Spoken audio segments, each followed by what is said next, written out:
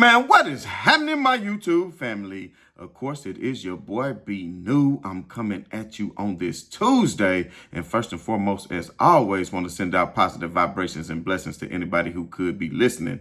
Now, with all that being said, we all know that the Los Angeles Lakers were back in action on yesterday after coming off a terrible loss against the Denver Nuggets on Sunday. And we'll talk a little bit more about that at the end of the show. But first, want to focus on the matchup that they had on yesterday, taking on none other than the Oklahoma City Thunder. And by now, we all know that the Lakers did prevail 116-104. And, you know, the Lakers did it in a running away fashion.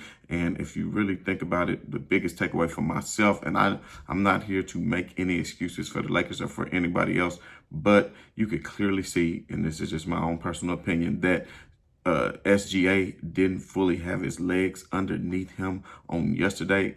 Of course, we know that the Oklahoma City Thunder were coming off of a second night of a back-to-back, and who cares, because the Lakers played a lot of back-to-back games earlier in the season, and you could tell that other teams who had just had a couple of nights off, sometimes that's just the way it is throughout the regular season. So you just have to do what you got to do. At the end of the day, it is still a great win for the Los Angeles Lakers to be able to get that victory against the number one seed at the time, Oklahoma City Thunder, who, although they are a young team, have been playing with very excellent play all year long. They have so many players that can shoot and knock down shots from the perimeter. Of course, SGA is one of the best in our league as far as being able to get to the rim. His game really reminds me more of Michael Jordan, probably than anybody else in the league other than maybe a Kawhi Leonard. What I mean as far as the footwork and ability to get their shot off and pick and choose where they want to get their shot off and still hit it at a high clip, and also be able to draw fouls and get to the free throw line, because we know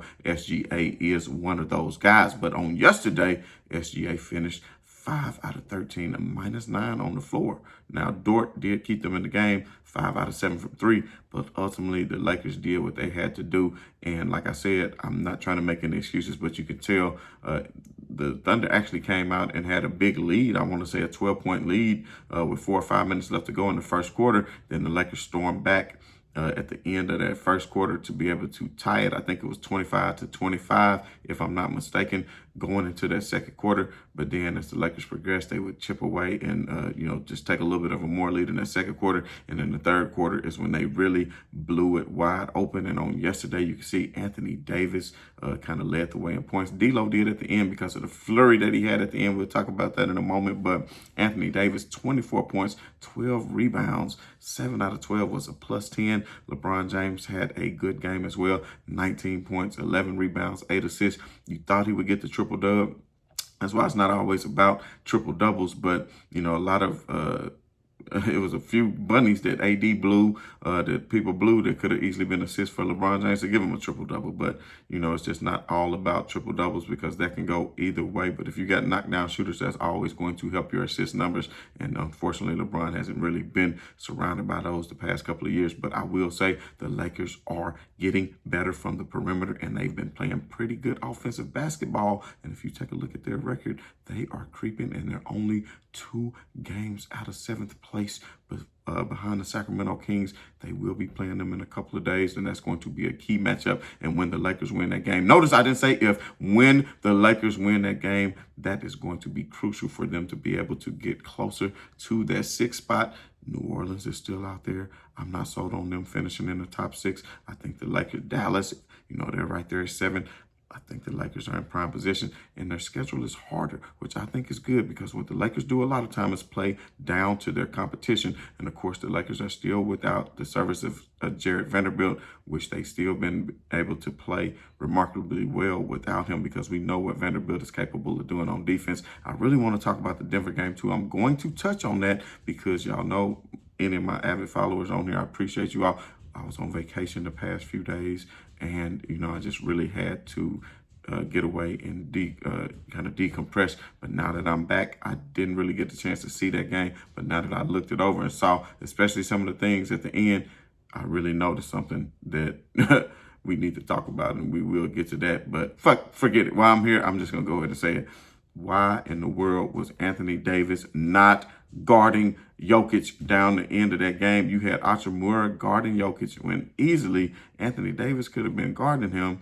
And then if you switching and you playing Anthony Davis on Gordon, Hachimura could easily guard Gordon, and then he could come from the help and vice versa. So why would Anthony Davis not tell Darvin Ham, listen, I want to take on this. The game was close all game. The Lakers were winning most of the game, and then when it gets close in the end, what do? You fold. But Anthony Davis needs to step up and say, let me take on the assignment of Jokic, because it was not one time during that game that Hachimura was handling Jokic by himself on the island. He always needed the help from AD to come over anyway. I can understand that by you conserving energy for AD so he can maybe do more on the offensive end, but he really wasn't doing as such.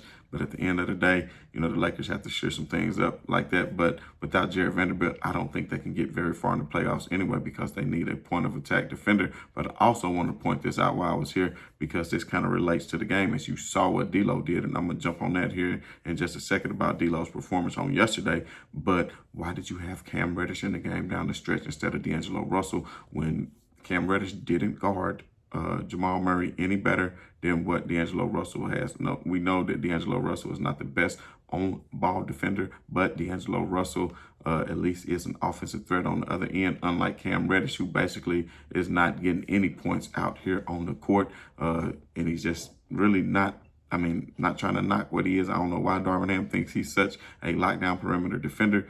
He's no Jared Vanderbilt. He does a great job. He has good fundamentals, but it's not like he's just out here really bothering Jamal Murray. And Jamal Murray was really taking time off on the defensive end because he wasn't worried about guarding Cam Reddish. So to have him in there versus having a D'Lo in there, at least Jamal Murray has to guard someone. He had to get on D'Lo, make him work defensively as well. But anyway, back to what I was saying on yesterday. LeBron James, it was so funny because in that fourth quarter, I believe when they started off with that unit with D'Lo, LeBron, and some of the second unit, D'Lo just, boom, hit a step back three, boom, hit another three. And then on that third one, he had passed it to LeBron. And look right here, man, check this out. LeBron just said, take the ball back and you better shoot it. And he yelled out, man, shoot that ish. That's what he yelled out to him. And you know what I'm saying?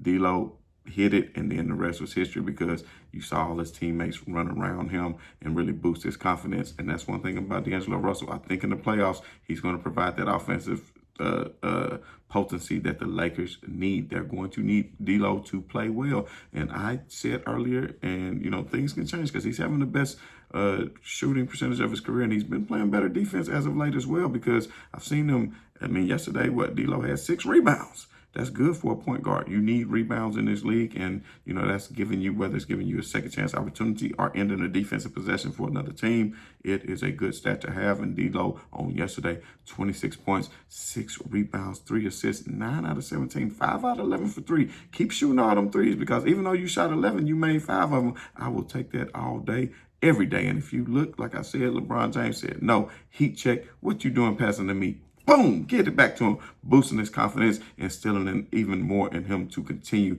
to take and make those type of shots, because that is what the Lakers are going to need in the months of April and May. But anyway, shouts out to Taurean Prince. He stepped in his own yesterday. If he can be consistent off the bench with his role, even when Vanderbilt comes back, he was a plus 29 from the floor. Taurean Prince was 4 out of 6 from 3. He was a plus 29. The highest plus minus on yesterday was Dinwiddie. Dinwiddie plus 35. He was only 1 out of 4. But if you notice, he played some pretty good defense on SGA. And SGA has that signature nice turnaround fadeaway move. He blocked it. He blocked the fadeaway. But like I was saying about SGA too, you could tell his shot was a little bit short entering the game. He definitely didn't start off hot. When the Lakers dug themselves a little bit of hole, if SGA was actually on, that hole would have been a lot deeper, because I want to say the Lakers went down by 12, like I was saying early in the first quarter. But anyway, nonetheless, the Lakers have a key matchup against the Kings coming up very shortly. And if they can pull that victory off, like I said, when they pull that victory off, that's going to let them get one step closer. In Sacramento, they're a good ball club, and we all saw what they did last year, but I think they're starting to come down to earth. And the Lakers, if they can play Lakers defense like we know that they're capable of, because you know Anthony Davis is one of the best defenders in the league, and he anchors that defense. If he can do what he does and hold a Sabonis, because last game we were saying Sabonis was looking like Jokic, baby Jokic out there on AD. So AD needs to do what he needs to do to hold him down. Of course, De'Aaron Fox, we need to negate him with good performances from D'Angelo Russell. And of course, if we had a Jared Vanderbilt, that would help, but we don't. Rui Hachimura needs to step up. He didn't have a very good game on yesterday, only 3 out of 8. And I think he was the only starter that was plus minus on the floor. It was a -7 on yesterday. So anyway, man, the Lakers, it's only 19 games left, I believe, and most of the games are against teams that are above 500. So some good playoff teams, some good measuring sticks for the Lakers coming up. But fortunately for the Lakers, in the whole month of March, they barely leave California. Even their away games, one at Sacramento, they got a home and away versus Sacramento. A lot of their other games are going to be in the friendly confines of Crypto.com arena, so we can see what the Lakers can do. And if you haven't done so already, hit that subscribe, hit that bell, hit that like, hit that share. And as always, man, this has been your boy B New. I'm saying right on to the real, and much love to the haters. I'm out.